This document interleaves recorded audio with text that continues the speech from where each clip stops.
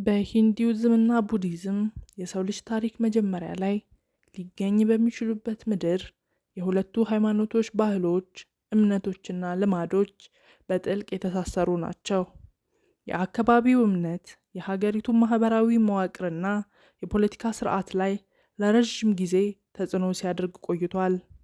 ዲሞክራሲንና አዲስ ባህሎችን ያመጣው የምዕራባውያን ተጽዕኖ ቢኖርም በማህበረሰቡና በመላው ሀገሪቱ ከሁሉም አዝማሚያዎች ሳይለወጥ የቀረው አንድ ነገር ኩማሪ ወይንም ሕያው አምላክ ነው።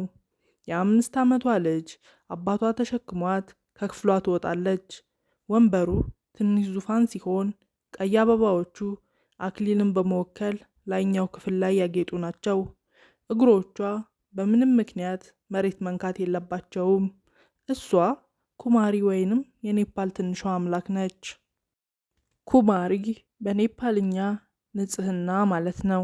ስለዚህም ኩማሪ ንጹህ ትንሽ አምላክ ተደርጋ ትቆጠራለች።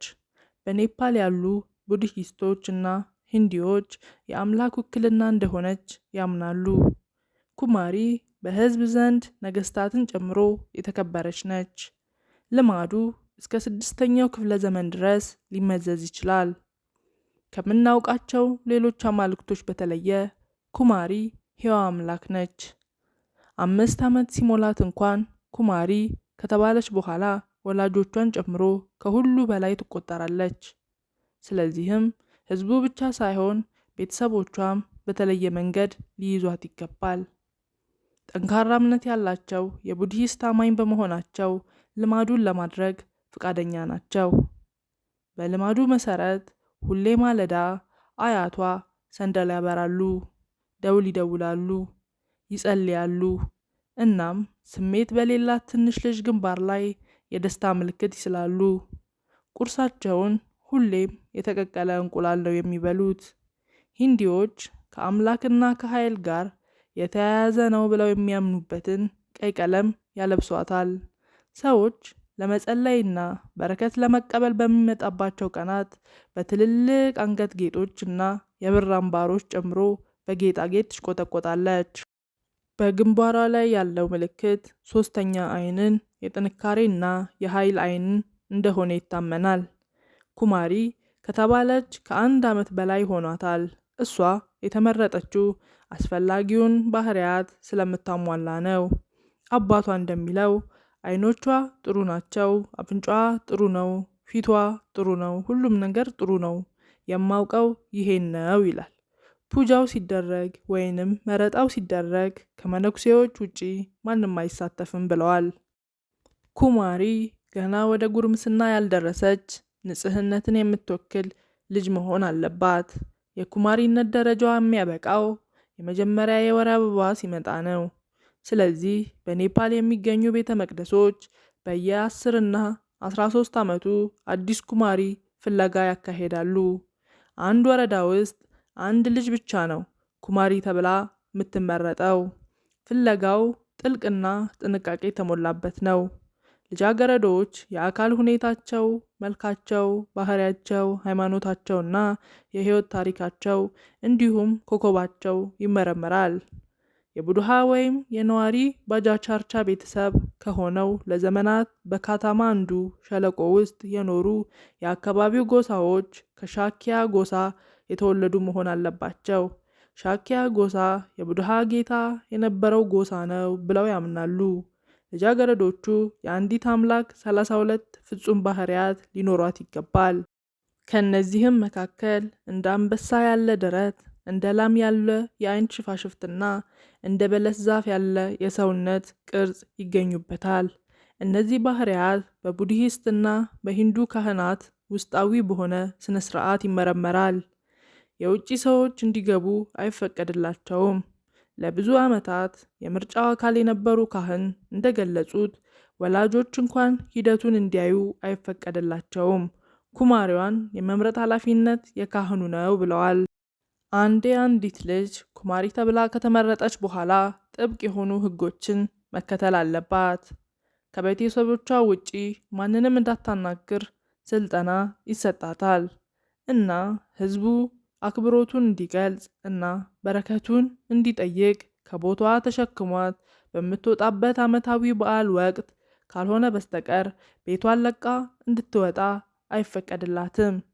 በመነኩሴዎቹ ምልከታ መሰረት እሷ ከዕድሜዋ እኩያ ከሆኑ ብዙ ልጃገረዶች ይልቅ በግልጽ የበሰለች ትመስላለች። ገና 5 ዓመት ልጅ ብትሆንም ተግባሯ በሳል በሆነ መንገድ አማኞችን መቀበልና እንደ በረከት የሚያገለግሉ ጥሩ ምልክቶችን ማድረግ ነው። በእምነቱ መሰረት ኩማሪ 3 የፊት ገጽታዎች ብቻ አሏት። እነሱም ቁጡ፣ ከባድ እና ፈገግታ ናቸው። አንዳንዶች እነዚህ ገጽታዎች የወደፊቱን ሊተነብዩ ይችላሉ ብለውም ያምናሉ። ዛሬ ፊቷ ምንም ስሜት አያሳይም። ቀደምት ባሉት ጊዜያት ኩማሪ መማር አትችልም ነበር፣ ምክንያቱም ከሁሉ ሰዎች በላይ የምትኖር አምላክ እንደሆነች ይታመናል። ስለነበረም ከዚያን ጊዜ ጀምሮ ዓለም ተለውጧል። በመጨረሻም ተመልሰው እንደ ሰው መኖር ስላለባቸው ከ100 ዓመታት በላይ የቆዩትን ሕጎች እና ወጎች ተጣጥፈዋል፣ ተሰርዘዋል።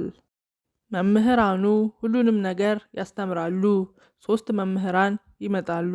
ሂሳብ፣ ኔፓሊ፣ እንግሊዘኛ፣ ሳይንስ፣ ሁሉንም ነገር ትማራለች። ኩማሪ መንቀሳቀስ አይፈቀድላትም። ለዓመታት አትንቀሳቀስም። ሴት ልጅ ኩማሪ ሆና መመረጧ ለቤተሰቦቿ ኩራት ነው። ምክንያቱም በኔፓል እምነትና ማህበረሰብ መሰረት መላው ቤተሰብ ከእሷ ደረጃ የተነሳ አክብሮት ያገኛል። ለ10 ዓመታት ያህል ኩማሪ እንደ ልዕልት ትታከማለች እና ትመለካለች። አስቀድሞ የተወሰኑት ሕጎችና ደንቦች የልጃገረዶቹን ሕይወት የተለየ ያደርገዋል። ነገር ግን ተፈጥሮ የመጀመሪያ የወር አበባቸውን ስታመጣላቸው ከቤተ መቅደሱ ውጪ አዲስ ዓለም ይጠብቃቸዋል። በአንድ መንገድ ኩማሪ መሆን ከውጪው ዓለም ጋር ያላቸውን ግንኙነት ያቋርጣል። ወደ ውጪ መውጣት፣ ከሌሎች ጋር ማውራት፣ ትምህርት ቤት መሄድ ወይንም ከዕድሜ እኩዮቻቸው ጋር መጫወት አለመፈቀዱ ይህ ልምምድ መብቶቻቸውን እየጣሰ ይሆን የሚለውን ጥያቄ ያስነሳል። ጥያቄው የተነሳው በኔፓል ስርወ መንግስት በ2005 በተገለበጠ ጊዜ ነው። አዳዲስ የፖለቲካ አስተሳሰቦች በኔፓል ብቅ አሉ። እምነቶችና ባህላዊ ልማዶች ጥያቄ ውስጥ ገቡ። ከነዚህም መካከል የኩማሪ መብቶች ይገኙበታል። እነዚህ ልጃገረዶች ሊኖራቸው ስለሚገባቸው መብቶች እና ሕይወት ለመወሰን አንድ ክስ በፍርድ ቤት ቀረበ። ጉዳዩ በ2008 ዓ.ም የፍርድ ቤት ውሳኔ ያገኘ። በዚህም የኩማሪ ጥብቅ ሕጎች ጊዜ ያለፈባቸው እንደሆኑና ልጃገረዶቹ እንደ ማንኛውም ሕፃን ልጅ ትምህርትና ሌሎች መብቶችን ማግኘት እንዳለባቸው ፍርድ ቤቱ ወሰነ። ፍርድ ቤቱ መብቶቻቸውን ቢመልስም የእነዚህን ልጃገረዶች አምላካዊ ደረጃ ግን አላነሳም። ይህ የኩማሪዎችን ከኔፓል ባህል ጋር ያላቸውን ጠንካራ ትስስር ያሳያል።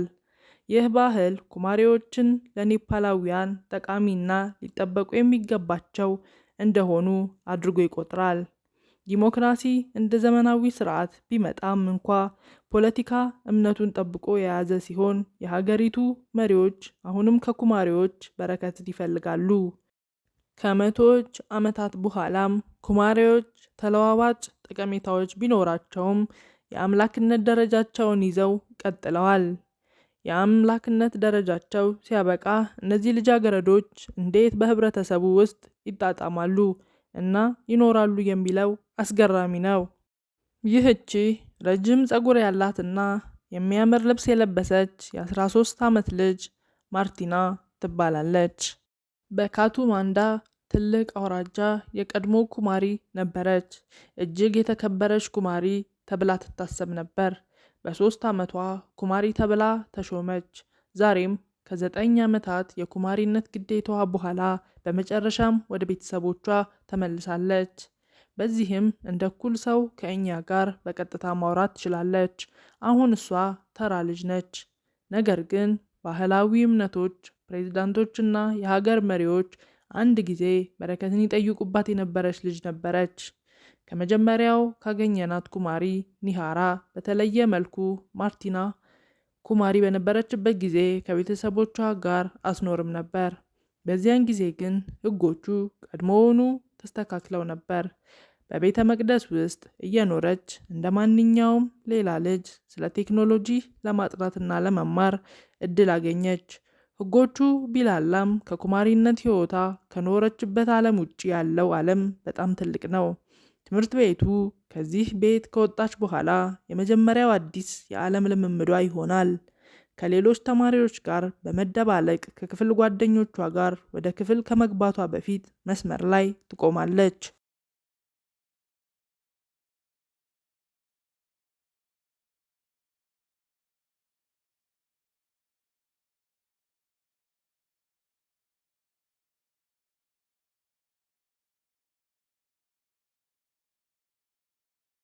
በዚህ ዓለም ውስጥ ለመጀመሪያ ጊዜ ሰዎች ሊነኳትና እንደ ተራ ሰው ሊያወራት ይችላሉ። በዚህ ዓለም ውስጥ ሌሎች ሰዎች አይኖችን ማየትና ስሜቷን ያለምንም ገደብ መግለጽ ትችላለች። የመጀመሪያው የትምህርት ቀን ለእያንዳንዱ ልጅ የማይረሳ ቀን ነው። እሷ ከሞላ ጎደል በሕይወቷ ከሌሎች ሰዎች ጋር ስላልተገናኘች እንደ እኛ ካሉ እንግዶች ጋር ስትገናኝ አይናፋር መሆኗና አይኖቿን ከእኛ ጋር ማገናኘት አለመቻሏ የተጠበቀ ነው። አንድ ኩማሪ ለረዥም ጊዜ ሲመለክና አስፈላጊነት ሲሰጠው ከኖረ በኋላ እንደ ትልቅ ሰው በኩራት የተሞላ ከሆነ እንደ ተራ ሰው መኖር ቀላል ላይሆንለት ይችላል። ሆኖም በማርቲና ውስጥ ያለው ታዳጊነት እንደ ሌሎች እኩዮቿ ሁሉ ሕያውነትን እንድትፈልግ ያደርጋታል። ዛሬ ወደዚህ አዲስ ዓለም ለመላመድ የምትሞክር ተራ ልጅ ነች። ሻኒራ የ23 ዓመት ወጣት የሂሳብ ባለሙያ የመሆን ህልም ይዛ የማስተርስ ዲግሪዋን እያጠናች ነው። እሷም በቤተ መቅደስ ውስጥ ለ10 ዓመታት የኖረች የቀድሞ ኩማሪ ነች። ከአዲሱ ሕይወቷ ጋር ለመላመድና ሰዎችን ከመገናኘት ከነበረባት አስቸጋሪ ተሞክሮ በኋላ አሁን ለሌሎች ኩማሪዎች ስልጠና ማዘጋጀት ትፈልጋለች። እሷም የቀድሞ ኩማሪ የሆነችውን ጓደኛዋን ከኛ ጋር አስተዋውቃለች። ሁለቱም ከቤተ መቅደስ ከወጡ በኋላ ባደረጉት የመጀመሪያ እርምጃ ላይ ችግሮች ስላጋጠሟቸው ደንቦችን ዘመናዊ ለማድረግ እንደገና ማደራጀት ይፈልጋሉ። ከኩማሪነት ጡረታ እንደወጡ በጣም ከባድ ነበር፣ ምክንያቱም መጀመሪያ ላይ እንዴት መራመድ እንዳለብኝ አላውቅም ነበር። ኩማሪ በነበርኩበት ጊዜ ወደ ውጪ ስወጣ ሰዎች ይሸከሙኝ ስለነበር መራመድ በጣም ከባድ ነበር። የትምህርት ቤት ዩኒፎርም ለብሼ በጣም ምቾት አይሰማኝም። መልበስ አልወድም። ሰማያዊ ቀሚስና ሰማያዊ ሹራብ ነበር። በዚህ በጣም ምቾት አይሰማኝም እና ከጓደኞቼ ጋር መግባባት በጣም ከባድ ነው። ከነሱ ጋር መቀላቀል ይከብደኝ ነበር ብላለች።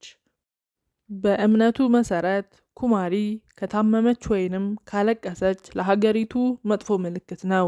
በ2001 የኔፓል ንጉሳዊ እልቂትና በ2015 የመሬት መንቀጥቀጥ በብዙ ኔፓላውያን የኩማሪዎች ህመም ጋር ተያይዟል። ከዚህም ውስጥ አንዷ ቺናራ ነበረች። እናም እኔ በዙፋኔ ላይ ተቀምጬ ነበር እና ጸሎቶች እየተደረጉ ነበር። ሌሎች ሰዎች ሊያዩኝ መጡ። አንደኛው የመረጠኝ ቄስ ነበር እዚያ የነበረው። እናም እያለቀስኩ እንዳየኝ ነገረኝ። እናም ይህ ለሀገሪቱ በጣም መጥፎ ምልክት እንደሆነ እና አምላክ ይቅርታ መጠየቅ እንዳለበት ተናገረ።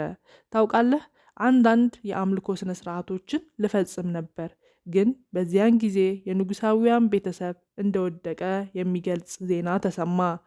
ለዛም ነው ማልቀስ ያቆምኩት እና የሳኩት። ምን እንደደረሰብኝ አላውቅም። ምንም እንኳን ትምህርትና ዘመናዊው ማህበረሰብ ሻኒራን ወደ ተራ ልጅነት ቢቀይረኝም ሌላኛው ህይወቴ ከኩማሪ ህጎች፣ እምነቶችና ወጎች ጋር የተያያዘ ነው። በኔፓል ውስጥ እጅግ ጥንታዊ ከሆነችው ኩማሪ ከሆነችው ከአክስቷ ጋር ትኖራለች። የመጀመሪያ የወር አበባዋ ስላልመጣ አክስቷ የኩማሪነት ማዕረግን እንደያዘች ነው። በውጭው ዓለም ጥሩ አካውንታንት ለመሆን ጠንክራ የምትሰራ በራስ መተማመን ያላት ልጅ ነች። እዚህ ቤት ውስጥ ግን ጊዜ ቆሟል። አሁንም አክስቷን ለማምለክና በረከት ለመጠየቅ የሚመጡ ጎብኚዎችን ትጠብቃለች። ይህ እምነት ለትውልዶች ከቤተሰቧ ጋር የቆየ ነው። የሻኒራ ሕይወት የኔፓልን ነጸብራቅ ነው። የትይዩ ዓለማት ሀገር አንዱ ዲሞክራሲያዊና ዘመናዊ ዓለም ሲሆን ነገሮች ያለማቋረጥ እየተሻሻሉ ነው። ሌላኛው ደግሞ ጥያቄ ውስጥ የገቡ እምነት የተሞላበት ነው። ሆኖም ግን ሰዎቹ ሕይወት ጋር በጣም የተሳሰረ ከመሆኑ የተነሳ ሊፈርስ አይችልም። ምንም እንኳን ዓለም በብዙ ዘመናት ውስጥ ያለፈ ቢሆንም እና ሳይንስ ከአንዳንድ እምነቶች ተቃራኒ ቢሆንም የሰው ተፈጥሮ በተስፋ ላይ ይጣበቃል። የምንጸልይባቸውንና የምንባረክባቸውን ነገሮች ከእነሱ ጋር ያለንን ግንኙነት መቁረጥ አንችልም። ኩማሪ ትንሽ ሕያው አምላክ በኔፓል የቡዲዝምና የሂንዱ እምነት መገለጫ የሆነችው የዚህ ሐሳብ ነጸብራቅ ነች። ኩማሪ ገና በለጋ ዕድሜዋ ትልቅ ሚናን የምትጫወትና ክብርንና አክብሮትን የምታገኝ ትንሽ ልጅ ነች። ኩማሪ አሁንም መሪዎችና ሕዝቡ የሚመኙት የዕድልና የኃይል ምልክት እስከሆኑ ድረስ ግን አሁንም በዚህ ቦታ ላይ የሚገቡና ይህንን እምነት የሚያስቀጥሉ ትናንሽ ልጃገረዶች ይኖራሉ። ሰላም ሚጣ ነኝ። ሼር፣ ላይክ፣ ሰብስክራይብ አድርጉ። የዛሬው ታሪካችን ይሄን ይመስል ነበር። ወዳችኋለሁ። ባይ